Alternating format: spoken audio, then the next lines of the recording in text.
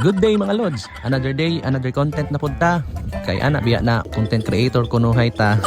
Karon day mga lods, ako na pong gibisita ang akong mga alaga. Kay karon manggod ang estimated schedule nga mubulag ang mga anak sa ilang mama. Kay gikan pag itlog hantod pagporma na nila, gatapot-tapot ra manggod na sila sa tiyan sa ilang mama. So bali karon ako na pud ning disturbohon sila. Kay aron atong makita kung unsa na ang ilang itsura. Bali diri nga sulodlan duha ra ni sila. So kaning una wala na may sulod ning iyang tiyan. Pasabot ana mga lods nga napusa na to sila.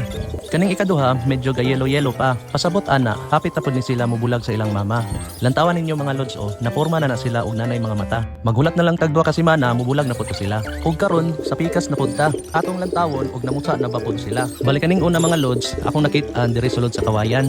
Makita ninyo nga mura jud siya og pasayan. Kanina pong ikaduha atong lantawon mga kalods. Kani siya medyo abtan pa jud ni siya og usa ka bulan usa mamusa. Kay maila man sa porma sa iyang itlog. Lantawan ninyo mga kalods, ga itom-itom pa, dili pa porma. Ato na pong i-check ng ikatulo mga lods, atong lantawan og unsa na yitsura. Pasabot ani mga lods nga gahinay-hinay nagbulag ang mga anak sa ilang mama. Kay napa may nabilin ato ning ihurot og pagpag sila. Kay aron ato ning ibalik sa breeder tank ug makaitlog na pud sila. Dali ra man guni sila mo daghan mga lods basta sakto lang og alam. Lingaw-lingawan ra nimo, maka-income pa ka. O di ba? Ayos. Ug kay nabali naman nato tong uban, atong ipabili ning gaitlog pa. Kay para makapusa na pud na sila. Nya, maura to mga kalods. Ug unta nakahatag ko ninyo og idea. Ug interesado ka, hala, sabot ra ta. Maura to mga lods. Babay ug amping kanunay.